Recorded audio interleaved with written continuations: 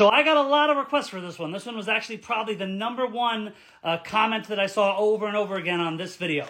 So you want this lightsaber version, but instead of just using 160s for the handle and 260s for the blade, you want to use 160s for all of it. 160 for the blade and 160 for the handle. So I saw this comment a lot, so let's do it. So we're going to use red. I don't have the green 160s on me, so we're going to do red. So same thing we would start off with. We'd fold it in half, find the middle point, twist our little bubble. Okay? You want to make sure that when they're together, you want barely a gap. You don't want there to be much of a gap. That's the key, is you want there to be barely any gap between the balloons.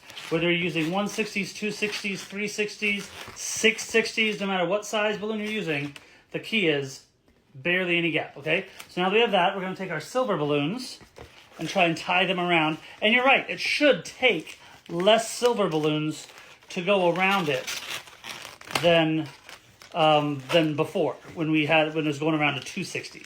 It should take less balloons because each loop has to be smaller now. Now, it will be a higher pitched sound because it's skinnier balloons, but I think it should still work pretty fine. Let's see if we have the handle about here. Nope, handle needs to be a little bit shorter than that. Okay, so about like this. See, it's a higher pitched than with the 260s, but it should still work. Just want to make sure it's not.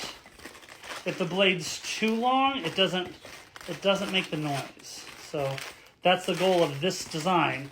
If we just make it with the two sides of the balloon, but it doesn't make noise, it defeats the purpose. You might as well just do one balloon. So just getting it lined up right, because we don't, again, the goal is no gap. So let's try this. This should be good, about down here. Okay. Go like this. And we're just going to do a bunch of loops.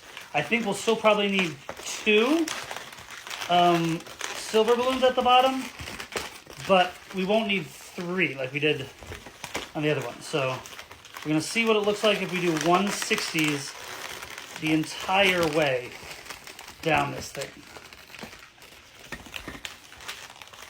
Again, I haven't done this before. I think it should work.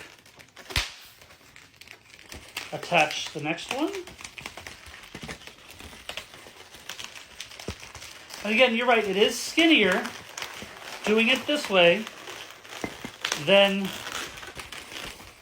if we had, than when it was around 260s. So this might be easier for a child's hand to grasp, and easier for a kid to hold this lightsaber, as opposed to when it was 260s for the blade. It was the problem was it's a bit thick for kids to be able to use. But this one should be thin enough that it's still, kid-friendly as far as being able to hold it. So we'll see, we're almost done. Last loop around this. Need to make this bubble a little bit shorter.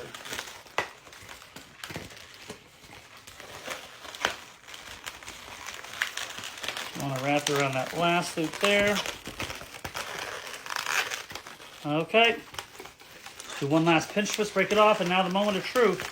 Gonna test it, see, does it work? Does it make sound? If so, what does the sound sound like? Here we go. Again, it's the 260s really do work better for the blade of the lightsaber, just because the 160s are so flimsy and thin. When they do make a sound, it's a much higher pitched, and you have to swing it a lot harder. I'm having to put a lot of effort into making this thing make noise. So the plus side of this design, right, is that the handle is smaller. It will be easier for kids to hold on to this handle. It's a smaller handle.